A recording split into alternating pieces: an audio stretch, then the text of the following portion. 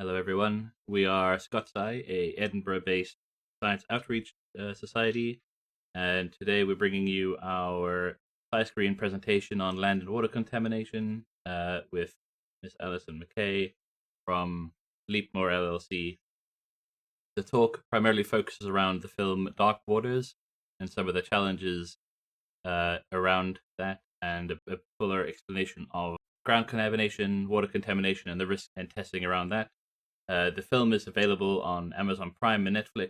There's a couple of other films that are worth checking out on a similar topic: The Devil You Know and Gen X. As I say, thanks very much for inviting me here today. I thought I would just give you a bit of an introduction to some of the science behind some of the concepts that are introduced in the Dark Waters movie. Whether you've saw it or not, hopefully this will just either sort of set the scene or maybe sort of put some of the things that you have seen into some sort of context. It is really just an introduction. It's, you know, the field of land contamination and environmental pollution is absolutely huge. So I'm not going to do it justice in the time that we've got today, but hopefully it'll give you a bit of a flavour for some of the concepts that are introduced in the film. So I'll go through a wee bit about environmental pollution generally and regulation and the risk assessment framework and how we go about assessing the risks that contaminants and chemicals impact the environment. Within that, I'll talk about the types of sources of environmental pollution and how they can cause harm and the types of harm that they cause. And within that, I'll talk about these emerging contaminants, the PFAS ones in particular, which are the topic of the Dark Waters film. And also just give you a wee bit of background information of where we are at in the UK with this, because most of this sort of like originated in terms of the knowledge and stuff in the United States. So without further ado, basically, you know, from sort of 40s and 50s, there was a bit of a boom in the development of chemicals, you know, and you know, companies like Union Carbide and Dow sort of chemicals, you know, on the TV all the time, promoting the use of chemicals to make your life better. They promoted the benefits of all these synthetics, and PFAS is a synthetic chemical. You know, they're a group of man-made chemicals. So this is not something that's new. But at that point, you know, it was all about, you know, everything's good. We're going to make your life better. And there was very little attention paid to any sort of possibility that there might be any problems associated with these chemicals at all. That was until Rachel Carson came along. Now, I don't know if you've heard of Rachel Carson, but she was a marine biologist and also a writer. And while she was doing her marine studies, she started to gather some really interesting data on the effects of DDT, which is a pesticide, as well as some other pesticides on marine life. And by about 1958, she'd got a letter from her friend saying that she'd had a whole load of crows that had died in her garden after some crops in the nearby field had been sprayed. So Rachel Carson started to research this, the concept of there actually being adverse effects from the use of these chemicals on land. And she wrote a book called The Silent Spring. And if you have an interest in this subject, it is absolutely essential reading. It really was that, you know, she was at the forefront of introducing the concept of environmental harm. And she brought together a whole load of stories which showed the impact that these chemicals had on the environment. And as a result, there was a huge amount of public outrage, and it provoked equal outrage from the chemical industry. They weren't too happy about this at all. But the outshot of it was that she did prompt the first start of regulation of chemicals. And she was showing some of the sort of consequences of environmental pollution. So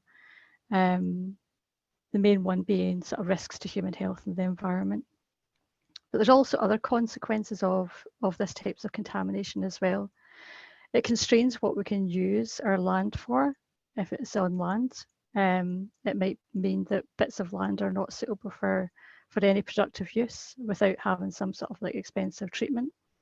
It can obviously also pose constraints on the use of the water environment, and you know, fisheries, things like that, bathing waters, as well as other resources. So, you know, it can have a big impact on many areas of the environment.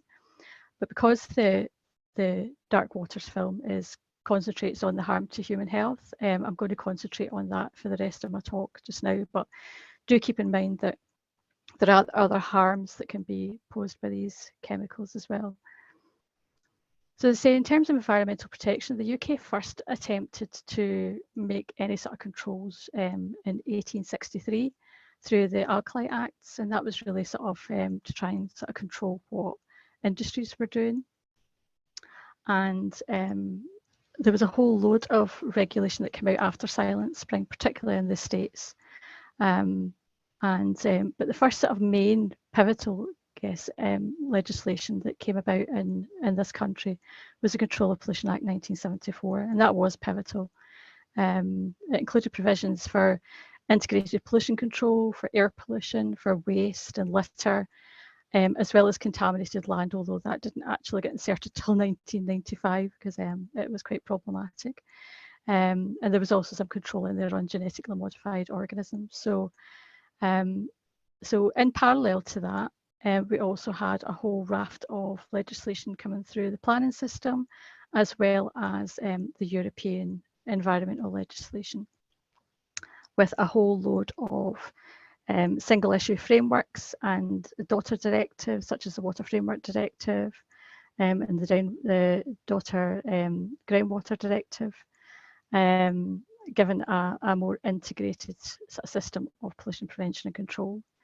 Now, obviously, since we left the EU, the directives no longer apply in this country. We're in a bit of a state of flux where there's, most are still in place. Most of the legislation that was derived from it, but any new directives, obviously, that come out from the EU, it'll be up to the member states as devolved administrations to decide whether they are going to adopt them or not. And I'll talk about one key one on that later on. In terms of how we regulate environmental pollution in Scotland, the key regulator is SEPA, the Scottish Environment Protection Agency. They're the main body that has responsibility to ministers to control pollution and to work with others to protect and improve our environment. There's also Nature Scot as well, who promote and care for the natural heritage. But local authorities also have a key role to play. They have obviously an environmental health function. They have an air quality function, but most importantly, in terms of contaminated land, they are the lead regulator for contaminated land in Scotland, as well as across the UK. So they are the ones that are responsible for contaminated land, not only through a statutory regime called Part 2A of the Environmental Protection Act, which seeks to identify a land that's causing harm or pollution, but also through the planning system where land is being used through the planning system for a proposed change of use. They also have responsibilities within that to make sure that it is safe for that new use. So in terms of the sort of what the public sort of knows about this subject, the reason we're all here today, I guess, is because we're going to look at the Dark Waters film, which is out a couple of years ago.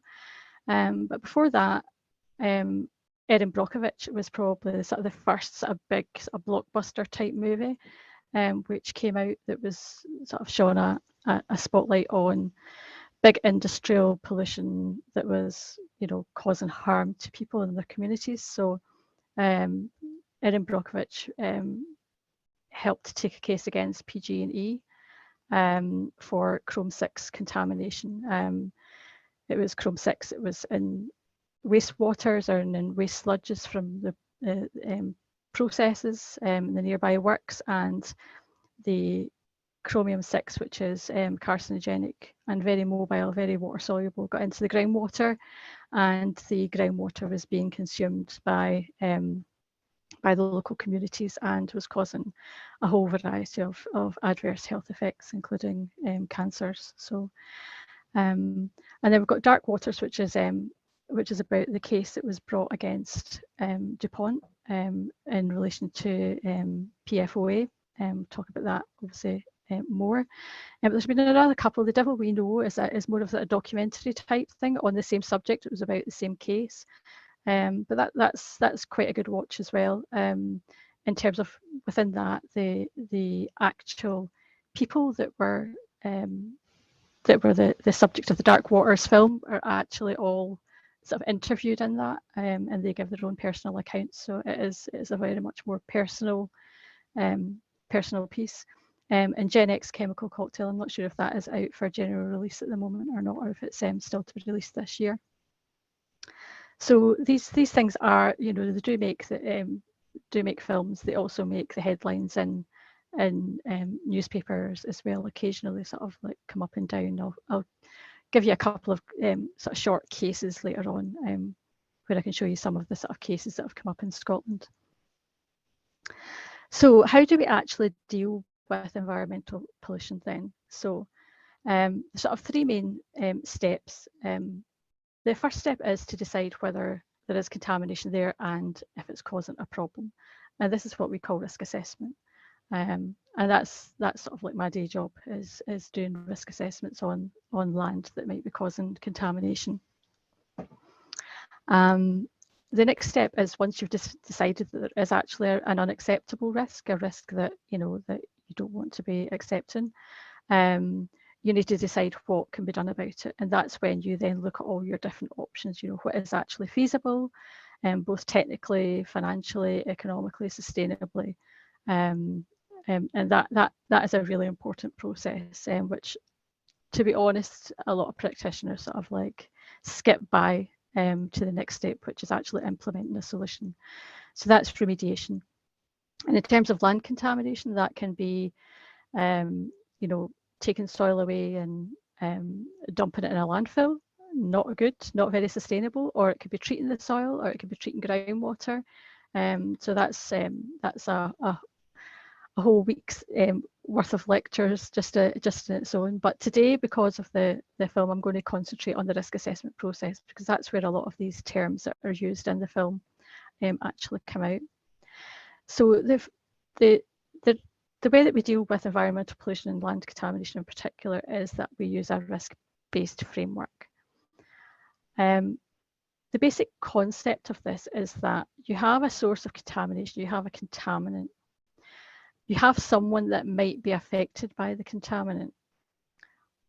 But in order for there to be any risk, there has to be a means of that contaminant reaching the receptor. So you have to have all three of these elements for there to be a risk. If any of these elements is missing, then there is no risk. So, for example, when I was talking about remediation, if you have all three elements and it's causing a risk, then you could either eliminate the source, so you could treat the contamination. You could eliminate the pathway. So, for example, you could put in a gas membrane if gas was the contaminant of concern, or you could eliminate the receptor. So you could decide not to build houses on that land, but maybe put a car park on it instead. So you have to have all three of these elements for there actually to be a risk. And once you've decided that there is a risk, then it's about the magnitude of that risk. So it's about estimating it, so predicting the degree of harm or pollution that might result and how likely it is to occur.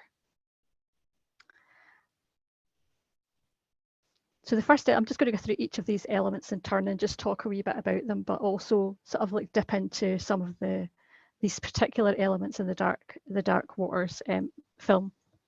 So the first is the source then. So source is basically a contaminant or pollutant as a potential to cause harm. So that's pretty easy to understand, I guess. In terms of environmental pollution and where it comes from, we've obviously got, you know, a couple of centuries of industrial achievements that have left a legacy of environmental pollution. These days, most of the sort of like industrial sort of chemical process and stuff like that are all regulated. There is an element of pollution that comes from that, so you might have but they are regulated in terms of limiting their impacts. But in terms of the legacy stuff, you know, it can come from things like disposal of wastes that are produced through processes, poorly managed raw materials and chemicals. Fuels is a very common one, where we have fuels that get released through spills and things like that, just like in this picture here, with the fuel tank. So you can see the fuel tank's got a bund and stuff, which is great. You know, I'm not sure it's of the right capacity if there was a catastrophic leak for this tank. But the dispensing operations, obviously, they're not bunded. So there could be leaks and things from the actual dispensing operations, and depending on whether they've got adequate drainage and interceptors and stuff, then that could cause a problem to land and water and environment. Inadequate waste disposal, or illegal waste disposal as well, leaks and spills. You get some contamination from deposition from factory emissions, from agricultural activities, petrol distribution. So these are all the types of things that can cause environmental pollution.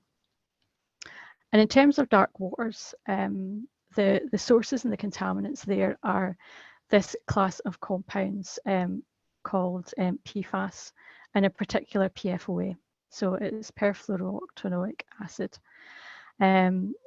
I've given you the structural formula there for it. It's basically a carbon chain with all your hydrogens, like it's like a hydrocarbon, but with all your hydrogens that have been substituted with a fluorine atom. It's pretty unbreakable, this compound.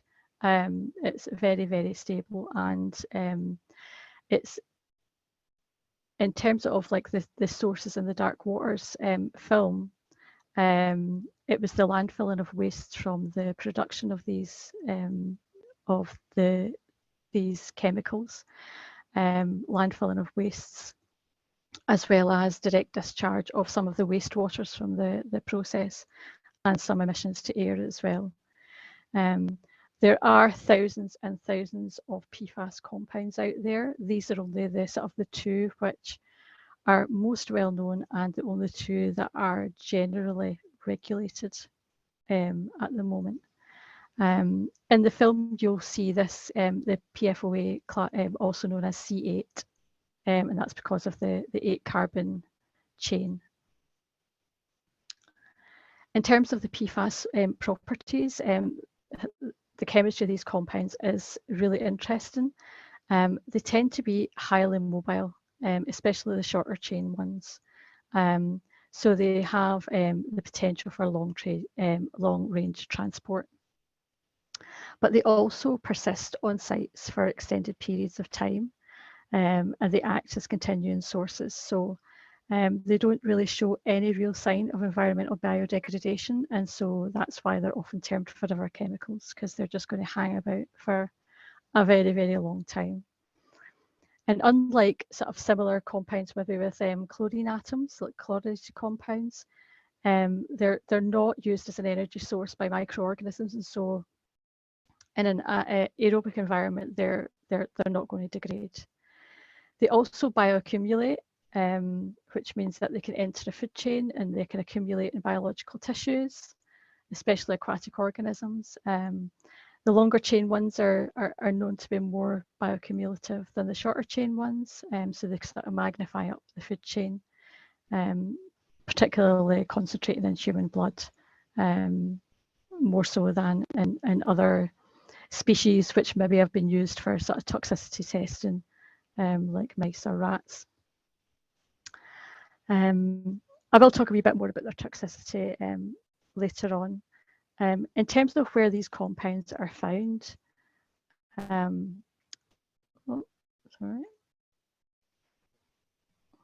hold on. Sorry about that.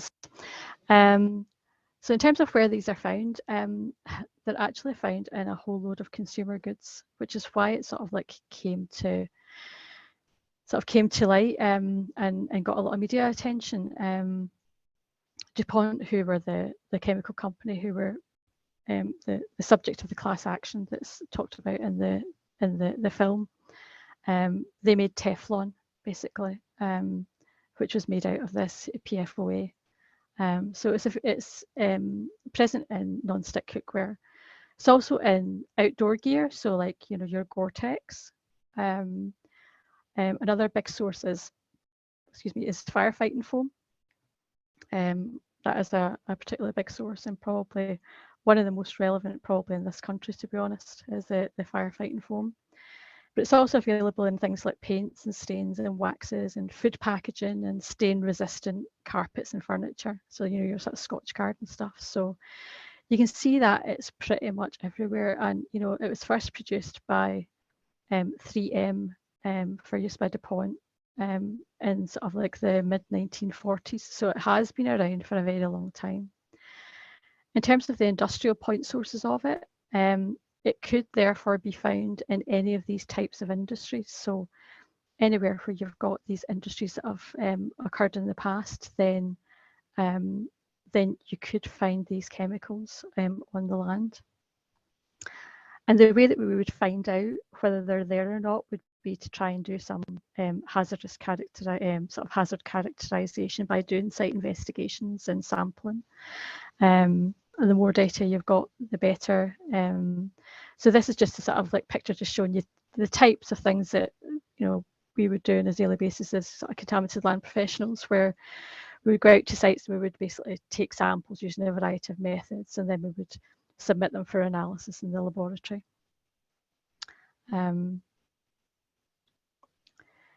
So that's the sort of the source part of the source pathway receptor model. So the next one I was going to talk about was actually the receptor. So the receptor basically is anything that could be adversely affected by the contaminant. So for example, a person. Okay, it could also be the water environment, it could be an organism, or it could be an ecosystem. In the statutory legislation in Scotland and in the UK, there are other receptors as well, like property. So property in the form of buildings, for example, would be considered to be a receptor. In terms of in the film, the main receptor is people, as well as livestock. It sort of comes to light because of livestock that were having adverse health effects. And the people sort of fall into sort of two classes. There's the people who worked at the plant or worked in the landfill, and also just the local community as well. But there's also other animals as well, which the film talks about being impacted, like birds that were flying over the stacks and they would just drop to the ground because they would have an acute exposure to the chemicals from the emissions from the stacks.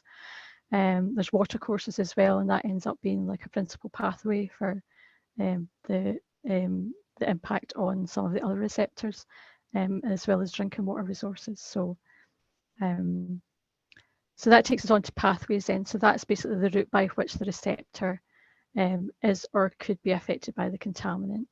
And they'll always be specific to the receptor type. So for example, it could be ingestion and inhalation or dermal contact for a human health receptor, or it could be like infiltration and contaminant migration through permeable strata to groundwater. And in terms of the sort of the key pathways that are sort of mentioned in dark waters, I mean, this picture isn't this is just for illustration only. But the main ones are basically they had a landfill where they were dumping drums of waste from the process. So there would have been direct runoff from that. So this wasn't like a licensed landfill. It wasn't an engineered landfill. This was like a sort of an uncontrolled landfill. So they would, over time, drums would degrade, substances would be released into the soil or directly discharged by runoff into the adjacent watercourse. And it was the water in the watercourse which was then being consumed by the cattle on the farm, and the animals were then having the adverse health effects from that. But also there was issues with ingestion of contaminated water in terms of the public water supply as well as the potential for the ingestion of soil that's maybe adhered to vegetables through air deposition, and obviously occupational exposure as well. So once we've decided that there is a source, a pathway and receptor, then you have to look at, okay, well, does it actually matter? You know, like this is where you would decide whether a particular harm or pollution is unacceptable. And this is where it all gets quite complicated, and there's a lot of science and work in this, but I'll try and make it as clear as I can. But basically, in terms of the human health risk part, there's sort of two bits to it. So it's a combination of the likelihood that the harm will occur as a result of the contaminants, and the scale and the seriousness of that harm if it was to occur. So the human health risk assessments of chemicals are performed to evaluate the past and current and even future exposures to contaminants that are found in the air, in the soil and water and food, even consumer products and other materials as well. And it can be quantitative or it can be qualitative. So it can be a low, medium, high, or it can be an actual number. And risk assessments are often limited by the lack of complete information. It is not an exact science at all, which makes the communication of it exceptionally difficult, particularly to members of the public that are affected by it. However, they do rely very much on our scientific understanding of the pollutant, its behaviour, the exposure of people to it, what sort of dose that they get, what the toxicity is of the contaminant. All these things have to come into play. So you're looking at the amount of the chemical that's present in the environmental medium, whether it's in the soil or the water or the food. You're looking at the amount of contact that someone has with that pollutant. You're looking at how dangerous the chemical actually is, what its sort of toxicity is. And getting the knowledge of all those things then allows us to answer some sort of pretty basic questions about the potential dangers of the exposure to chemicals. So questions like, what chemical exposures pose the greatest risks? Maybe you want to be able to prioritise where you spend your resources. What are the risks of drinking this water? That was an absolute question that they had to ask in the Dark Waters film. Is it safe to build houses on this old hazardous waste site?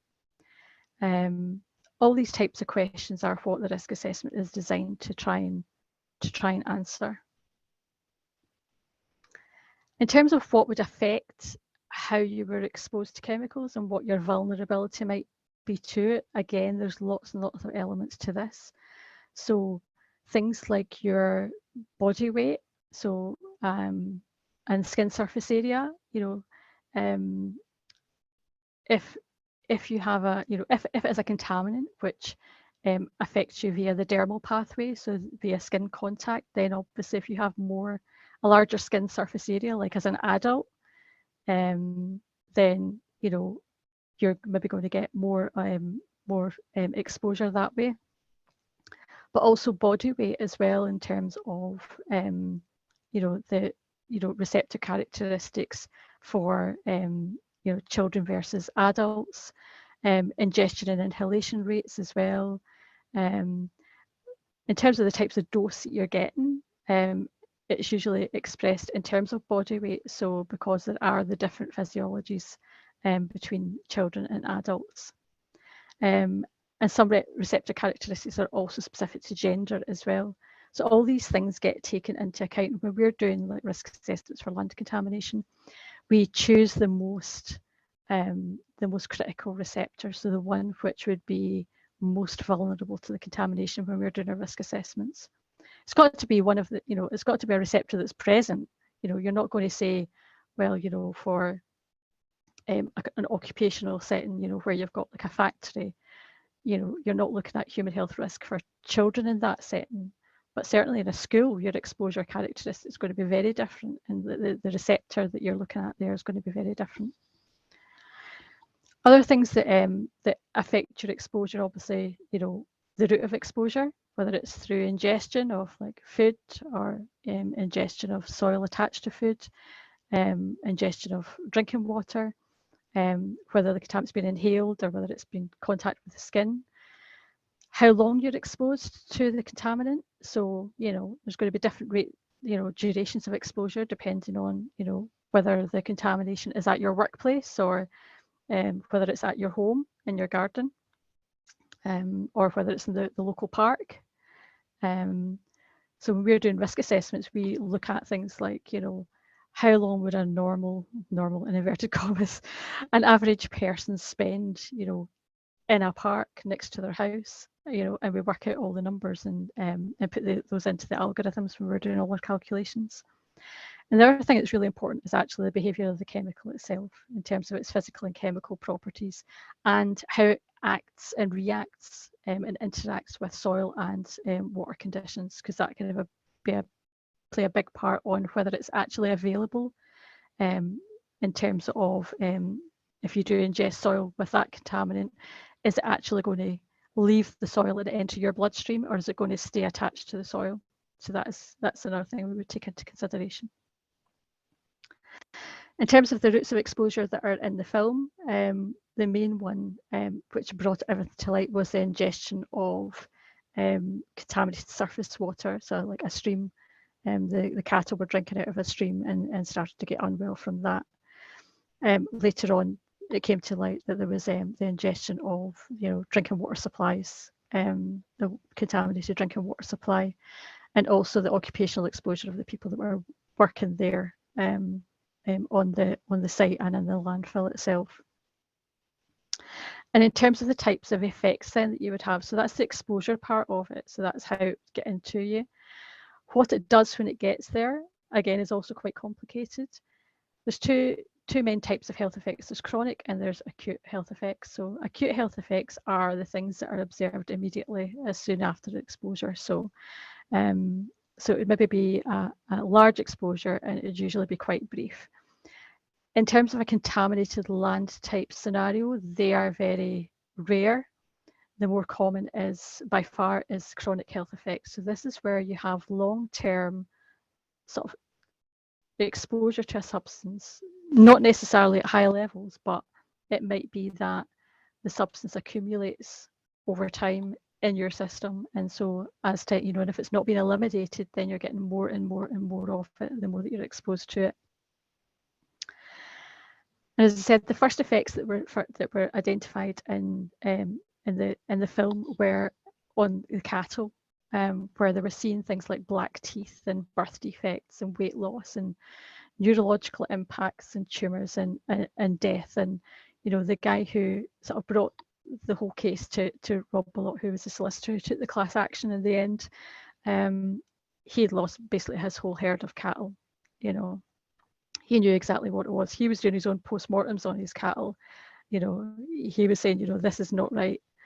And then it also transpires that children in the community also had blackened teeth. This is to do with the fluorine, and having too much of that in their system. It became apparent that the workers who were digging ditches in the landfill, they were getting sick and they were dying young. There was lots of evidence of people who worked in the plant getting this thing that they actually gave it a name. They called it Teflon flu, given nausea and fever and things like that. And then later on, there was sort of wider community impacts where it comes to light that drinking the drinking water was contaminated, and there was an unusually high cancer incidence in the area, as well as a whole lot of other adverse effects. And I guess that one of this probably the most alarming things about this group of chemicals is their half-life. So that's the amount of time it would take for you to halve the amount of the chemical in your system. So the half-lives of PFAS is compounds in humans is many years compared to maybe days in non-human primates and hours in rats and mice. So it sticks about in humans for a very, very long time. But once you have contamination there, you have health effects. Like the one thing that becomes very, very critical, especially if you're doing like a class action case where you're trying to sue someone, is to say that actually that contamination caused that effect. It's often very difficult to actually prove that link between the exposure to a chemical and an observed adverse health effect. Often we extrapolate from animal data. So where you do toxicity testing on animals, you expose the animals to a particular dose of a substance and then actually measure and record their adverse effects. They can be anything from, sort of like mild skin irritations to death. So there could be a whole range of adverse effects that might come out of those tests. And then we would extrapolate from that, putting in factors of safety, because obviously there's differences between the test species and humans. There's also epidemiology, which is basically where you use data from people. In the past, the most common data source for this has been occupational exposure studies. So it's usually people who have been working in maybe chrome plating works, and they get blood taken, so they do medical monitoring, and you get information from that.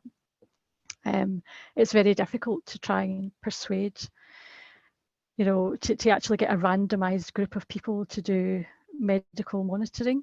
But the game changer in this case was that they actually did do a large-scale medical monitoring study for the class action. That was a game changer. They had about 70,000 participants in it.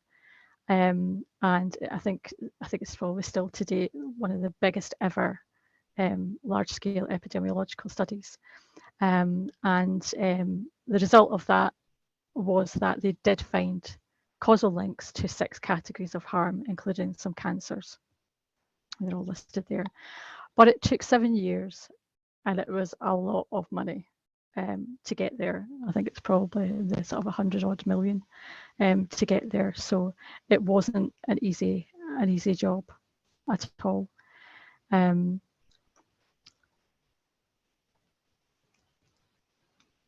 on top of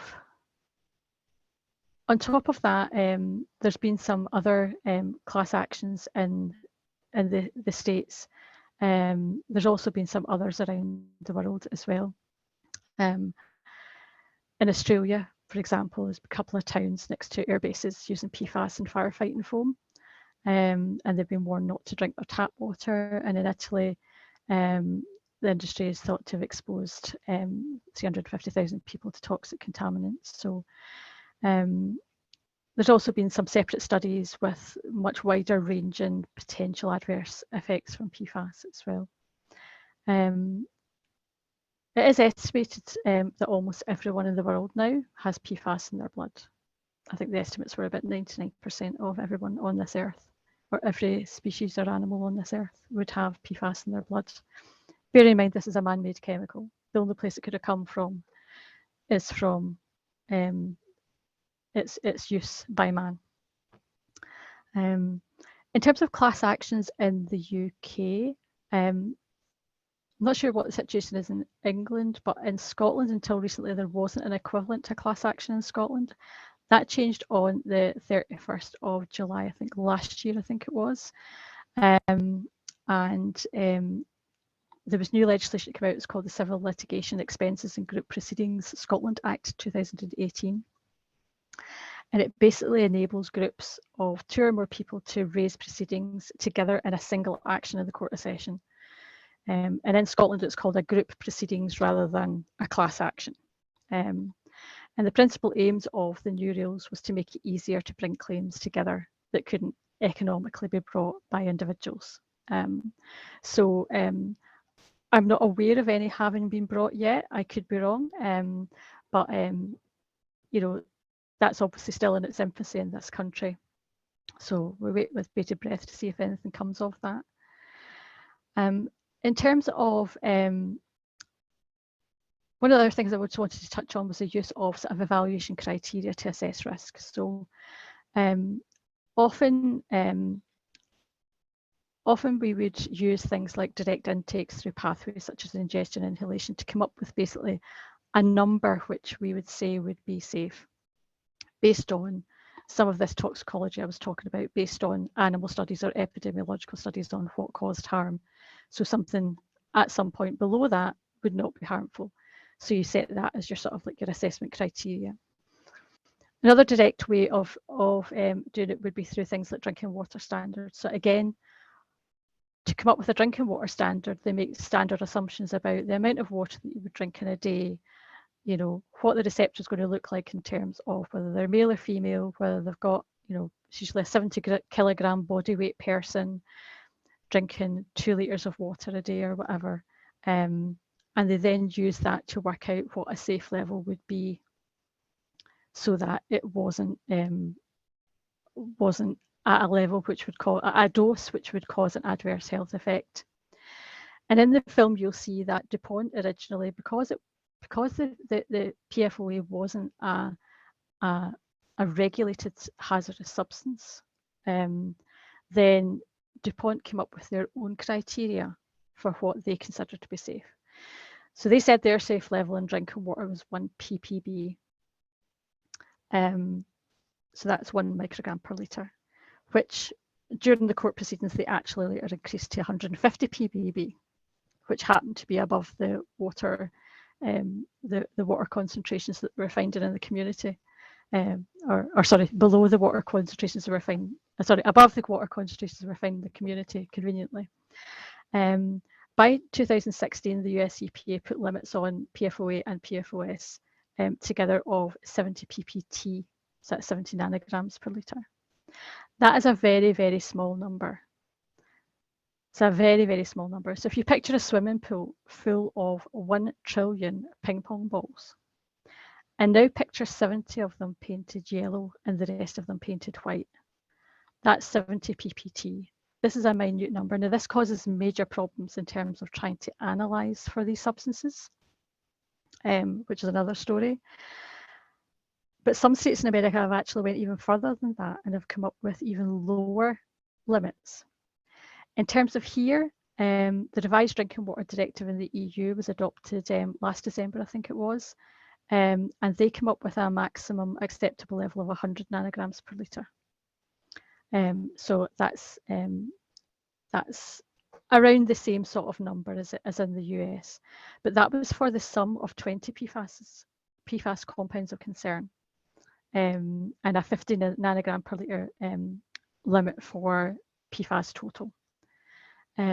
So that directive entered into force last January, and January 2021, and the member states have got 2 years to transpose it. Now, obviously, with us no longer being a member state, my understanding is that DEFRA are still considering their approach to this, but the Scottish Government are in the process of transposing this into Scottish drinking water standards, and they're hoping to do it within that sort of 2-year timescale. So that is good news. In terms of what's actually been monitored for these substances in Scotland, I just thought I would just give you some of this. And I got most of this information out of environmental, it was an environmental information regulations, freedom of information request that had been put in last year. I can give you the links to that later on in the chat. But in terms of restrictions on the sort of the main compounds, there's only a handful of the 9,000 different PFAS compounds that are either banned or highly restricted. And the Scottish Government's considering the risks posed by the PFAS compounds as a group, and looking at the best ways to manage them. It's very much a moving feast at the moment. As I say, they have already committed to transposing the Drinking Water Directive, which means that at least Scottish Water will be having to do monitoring for the total PFAS and the sum of the individual PFAS compounds.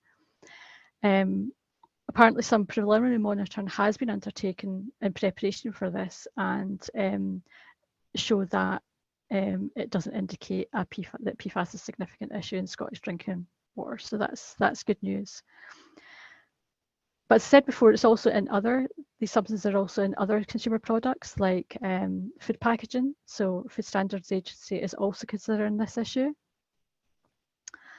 SEPA obviously have an interest in this as well in terms of the water environment, and they're looking to try and get a shared approach across the UK. They're supporting the fire and rescue service to minimise. I thought this is great. This is actually quote this. They're supporting the fire and rescue service, which is working to minimise the use of foams containing PFAS, only using fluorine foams for serious incidents where foam performance is critical and containment is achievable. So they're not completely ruling out the use of these substances. They're sort of restricting their use. So that's something to think of. And they've been also doing some preliminary monitoring in a whole lot of biota showing, and some of them have shown some low levels of PFAS in the environment. And although like the PFOA has been banned from use and it's been phased out as well, the replacement Gen X has recently been added to the EU's list of substances of very high concern. Some of the initial toxicological studies on this Gen X had similar adverse, showed similar adverse health effects in rats as the PFOA. So you got to wonder, are we just storing up a whole load of more problems in the future? And it's particularly water soluble as well, Gen X. So yeah, we'll need to see what happens with that. We are only scratching the surface on what we actually routinely monitor for and regulate. Just to bring it back to sort of like some real life examples, not particularly PFAS related, but just to show you that like this is happening today in Scotland. We do have land contamination that is causing harm and pollution. This was Blainfield a couple of years ago. There's a whole load of houses that were built on an old calico printworks. It was a long time ago.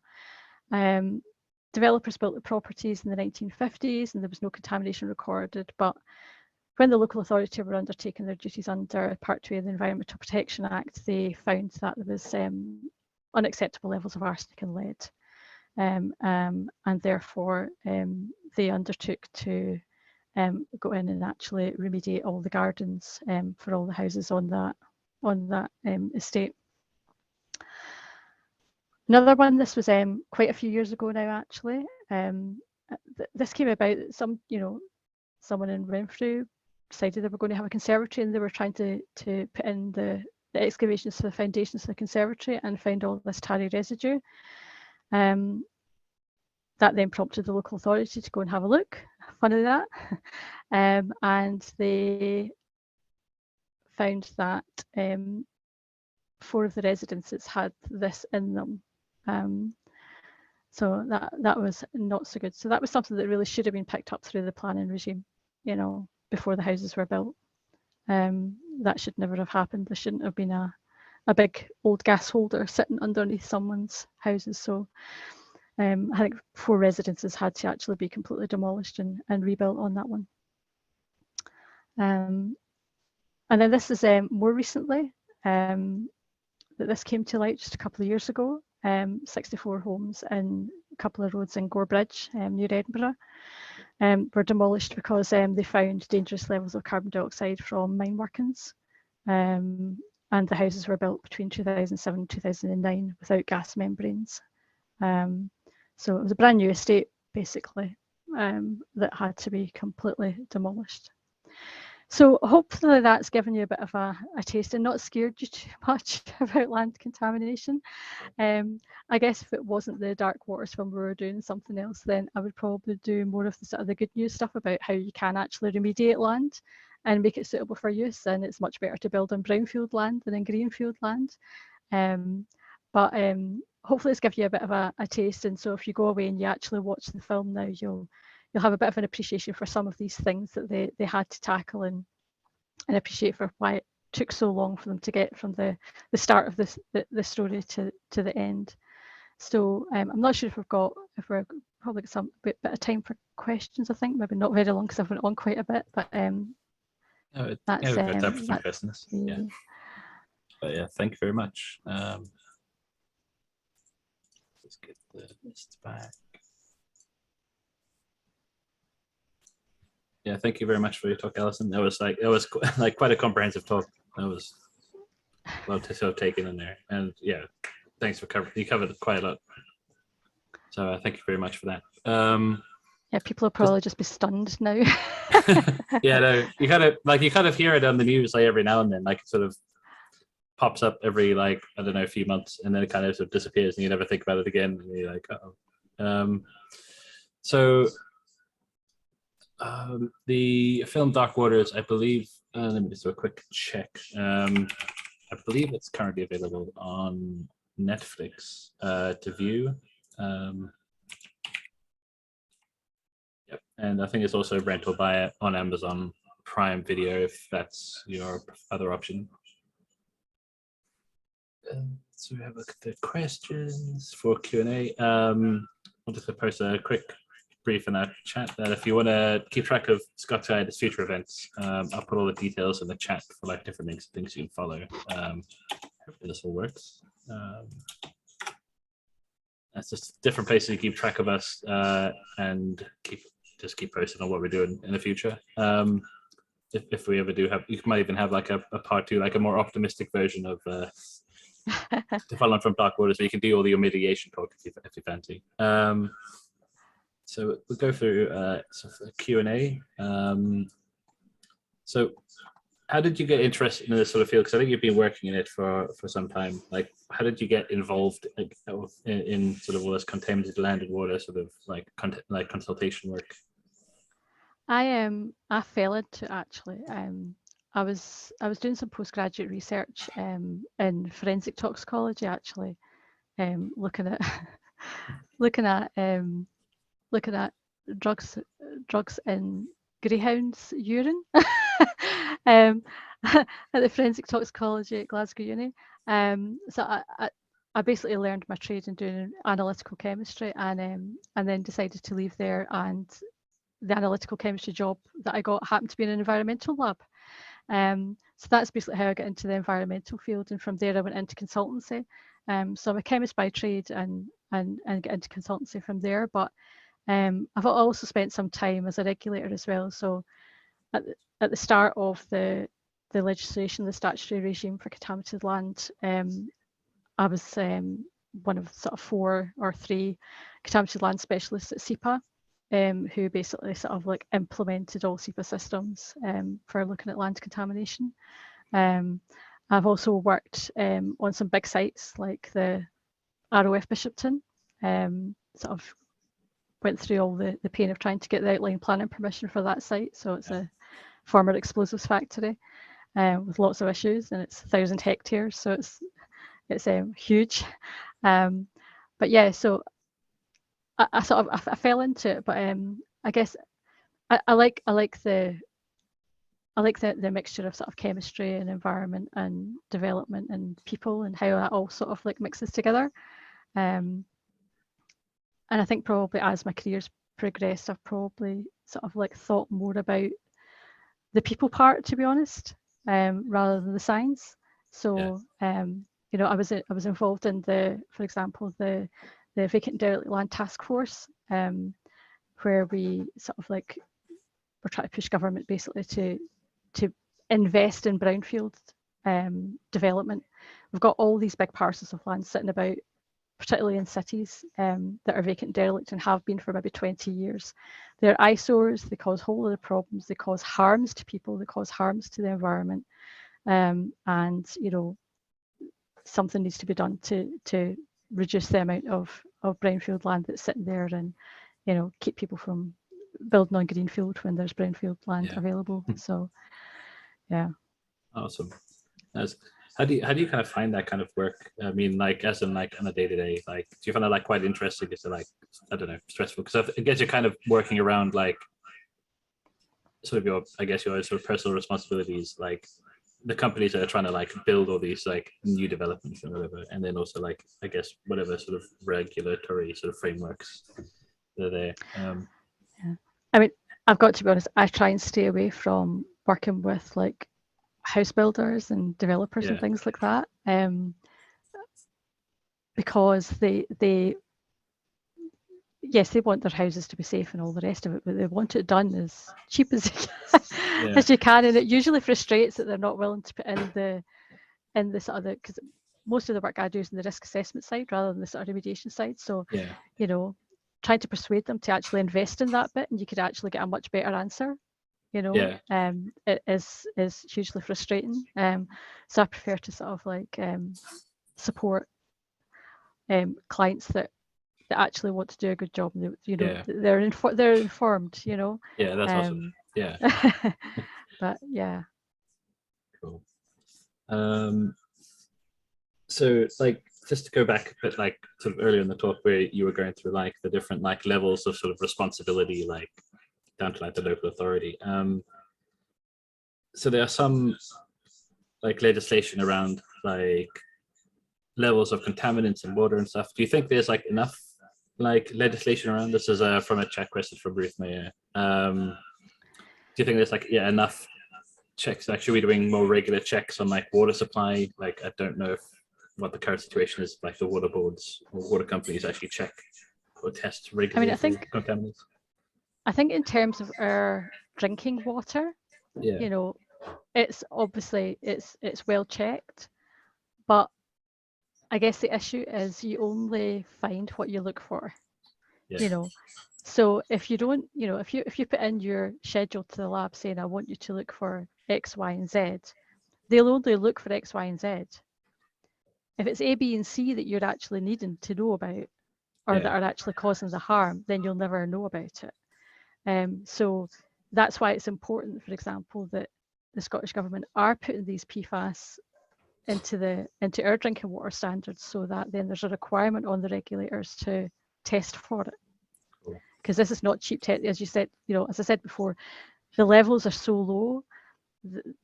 Usually if you've got low levels that you're looking for in the environment, it costs more to analyze. Yeah, So the costs sort of go up exponentially the lower the concentrations that you're looking at. So that's one element of it in terms of the drinking water. So I think we probably will be not too bad there. And look, but in terms of the other stuff, like just like contaminated land in general, in terms of like development and stuff, we've had legislation now since 2000 to be able to, that gives local authorities a duty. It's, you know, it's not just a you can if you want. It's supposed to be a duty to actually actively go out and inspect their areas to find land that's causing harm or pollution. Now, most of them did a strategy. Some have done a quick sift, but there's been very little boots on the ground going in and actually taking samples to see whether there is actually a problem. yeah, And the main reason for that is resources. They don't have the money to do it. There's also some other technical difficulties with the regime in terms of assessing what, the way it's worded, it's very difficult to actually make a decision on whether it's statutory contaminated land. I won't go into that because I will be here for a week, yeah. No, it's because it is a bit of a bugbear. But yeah, the statutory regime for investigating contaminated land, as it stands at the moment, in my opinion, does not work at all. In terms of the planning side, that works much better. So local authorities then catch stuff through planning. So, but that only comes into effect when there's a change of use. So yeah, it's only where you're wanting to build on that vacant derelict land to put housing on it, and then the things start to kick in. They say, okay, well, you've got to make it suitable for use, so that means it's got to be safe. yeah, So, but it's these other people who are like at Blainfield, for example, who, you know, if the local authority hadn't been proactive and came along and actually took soil samples out of those gardens, they would never have known that they were being exposed to an unacceptable risk. yeah. Until something went wrong, like with dark waters. Yeah, And we don't tend to have like there is some monitoring as well. So, for example, in Glasgow, like the HPA, the Health Protection Agency, or the, whatever they're called these days, I forget what they're called in Scotland now. They changed their name. They do some monitoring of things around the sort of chrome sites in Glasgow. So, but it is all very, sort of like project-based medical monitoring. It's very, very little medical monitoring goes on. There's some that's went on in Wales, I think, for lead as well, where they actually take blood samples and do lead concentrations in people. So there's very little of that would indicate that there was a problem as well. Yeah. So, yeah. I don't know if that answers the question. You probably sense my frustration. No, it was a good answer. So like we have like, so like you have like Gen X, like this sort of like the new sort of bugbear contaminant.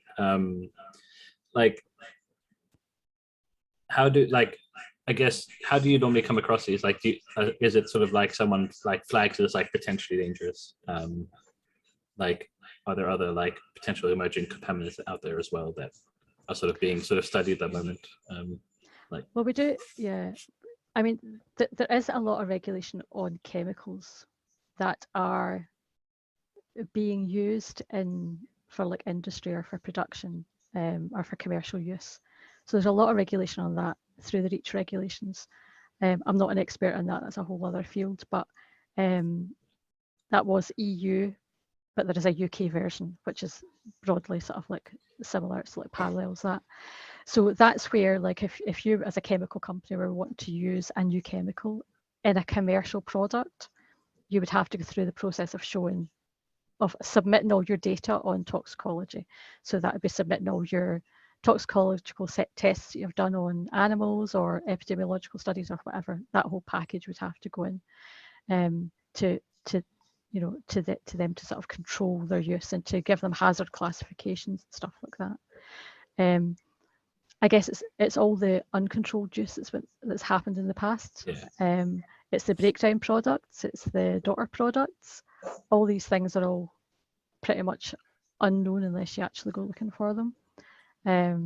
So, I mean, when we do a contaminated land investigation, in terms of the contaminants we look at the industry that was there, we look at the past uses of the site, and we have to use judgment. As I say, it's not an exact science. We use judgment to say these are the types of contaminants that are usually associated with this type of previous land use. That's what we're going to look for, because you can't look for everything. And it's a case of, well, if you're not finding them, it's unlikely you're going to find anything else. It's not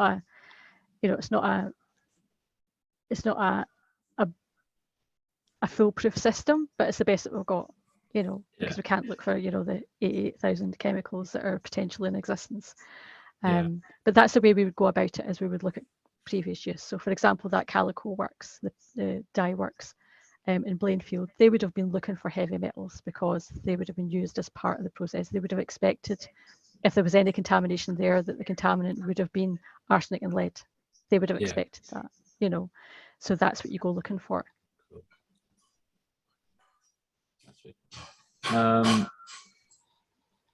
So you have all these sort of PFAS like chemicals and that like, because they turn up in like extinguisher foams and stuff. Do you know if there's any work to kind of replace them with, I guess, safer chemicals or alternatives? I don't know. There's loads of work being done on that, and some are being used. So what I could do is I can link you to, there was Ian Ross did a good presentation for the Scottish Contaminated Land Forum last year. I can send you the link for that, and you can put it in your newsletter. That's got a lot. That's like a purely PFAS. It's quite heavy in terms of the chemistry, but it's also good in terms of like what the remedial options are and what the alternatives are and stuff like that as well. I could send you that, and you could. But there is a lot of work being done on that. That's good. Definitely. I thought we could try and end on a high note, but that's a good note to like for the last question. But yeah, thank you very much again. It's been it's been so much to take in. Sorry if it was too much. No, I mean it's quite thorough. Because you never really know what to expect. But it's been such an informative talk. Thank you for all your time. You're welcome.